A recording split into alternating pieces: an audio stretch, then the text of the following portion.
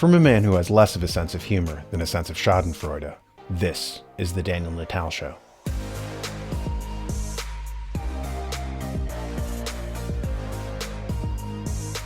Wealthy and powerful people pool their money in trade organizations or political action groups to mount propaganda and bribe politicians to advance their own group interests.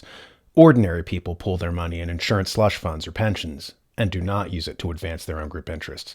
This occurred to me when I was reading to my son from Edward Bernays' book, Propaganda. Back in the 1920s, he explained the methods by which trade organizations pooled money from member companies and used those funds to hire press agents and public relations counsels in order to shape public opinion.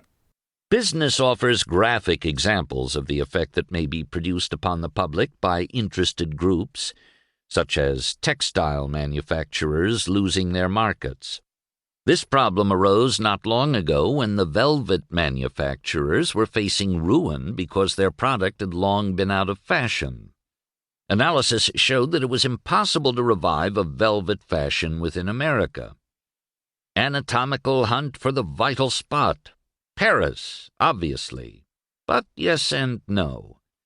Paris is the home of fashion. Lyon is the home of silk. The attack had to be made at the source. It was determined to substitute purpose for chance, and to utilize the regular sources for fashion distribution, and to influence the public from these sources. A velvet fashion service, openly supported by the manufacturers, was organized.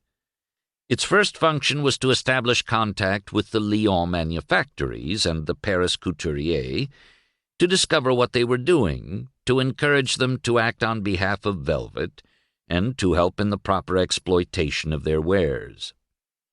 An intelligent Parisian was enlisted in the work. He visited Lanvin and Worth, Agnès and Patou and others, and induced them to use velvet in their gowns and hats. It was he who arranged for the distinguished Countess this or Duchess that to wear the hat or the gown. And as for the presentation of the idea to the public, the American buyer or the American woman of fashion was simply shown the velvet creations in the atelier of the dressmaker or the milliner. She bought the velvet because she liked it and because it was in fashion. The editors of the American magazines and fashion reporters of the American newspapers, likewise subjected to the actual, although created, circumstance, reflected it in their news, which in turn subjected the buyer and the consumer here to the same influences.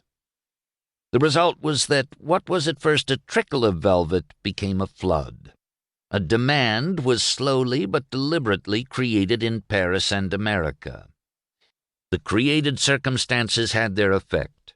"Fickle fashion has veered to velvet," was one newspaper comment, and the industry in the United States again kept thousands busy. The new propaganda, having regard to the constitution of society as a whole, not infrequently serves to focus and realize the desires of the masses. A desire for a specific reform, however widespread, cannot be translated into action until it is made articulate, and until it has exerted sufficient pressure upon the proper law-making bodies. Millions of housewives may feel that manufactured foods deleterious to health should be prohibited, but there is little chance that their individual desires will be translated into effective legal form unless their half-expressed demand can be organized, made vocal, and concentrated upon the state legislature or upon the federal Congress in some mode which will produce the results they desire. In the excerpt, Bernays relates how to boost sales. A textile trade association called upon propaganda to boost sales by creating a synthetic demand. This is, of course, true of all sectors of the economy, which is why the Chamber of Commerce is so powerful. It's 1 billion companies with dues-paying members who create a slush fund by which to propagandize the public or carry out lobbying efforts. The wealthy understand the usage of slush funds. Ordinary people don't. Ordinary people pool their money, and then they never use it to advance their own group interests, like in insurance. As was reported earlier, Warren Buffett bought insurance companies like Geico. As millions of people paid their premiums, he used that slush fund from other people's money to buy companies like Lego, Fruit of the Loom, or Heinz Ketchup. He used your money for his benefit. Likewise, ordinary people pool their money in pension funds, policeman pension funds, firefighter pension funds, teachers union pension funds, and so forth. Regular folk aggregate tremendous amounts of capital and then don't use it to advocate for their own interests. They allow corrupt companies like BlackRock to take that money and use it to advance their interests. Look at the recent PayPal scandal, where PayPal was threatening to fine people $2,500 if they had the wrong opinion. Only now is it being revealed that these payment processors are yet another method by which to pull vast sums of other people's money and to create slush funds from it. See this guy talking about PayPal pretending to be woke, but in reality creating pretexts to keep people's money as long as possible because they're investing with it and making profits off it. Now, we're going to talk about PayPal a lot. And I know many of you will already be aware of what has been happening over the last 2 or 3 days with PayPal, which has been some major problems actually. But I'm going to tell you some other stuff which I don't think anyone is really talking about at the moment, because I don't think many people have really noticed this. I've seen it on a few forums, but I haven't seen anyone talking about it on YouTube or in the media. So we'll get into that very shortly, and how PayPal have actually frozen my account at the moment. And I think what's actually going on here is perhaps a liquidity crisis with PayPal. I think PayPal has some form of a liquidity crisis going on. I don't know exactly, because it's impossible to find this information. I did go through all their website and terms and conditions, and it isn't clear. They use all this misinformation to redirect you. But like a lot of you, as soon as I saw all of this going on, the first thing I did was I tried to pull out my money, so transfer it from PayPal to my bank account. And everything was fine. I mean, I've used this account for 10, 15 years, a very long time. I've used it regularly, no issues at all. And then on the day that all of this was going on, I tried to do a withdrawal, which I've done many times before, very large amounts. And it basically said, oh, we need to check a few things with your account. And I thought, what? Why would you need to do that? That makes no sense. And then it said it will let me know in 24 hours or so. And I thought, okay, fine. And then the very next day I get this. In fact, I'm going to put this on screen so you can actually see it. So the first one says, we need some information from you. Why do we need this information? We've noticed some significant changes to your account activity. Well, firstly, that's absolute nonsense. There wasn't any significant changes. We need some information from you to help us understand this kind of activity better. We've also temporarily, now here we go, here's the kicker.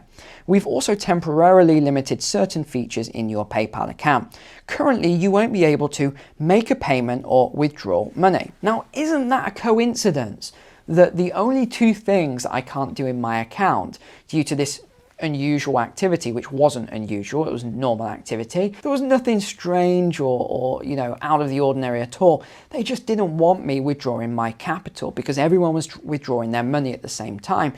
And I think PayPal are obviously doing something with this money. They're not paying you an interest rate, but they're obviously doing something with the money. And I'd love to know what they're doing with it behind the scenes here. They're obviously making a lot of profit out of people's liquidity, just like banks do. And like you see a lot of times, it's somewhat like a margin call, or where pension funds are told you need to put more cash into your account here.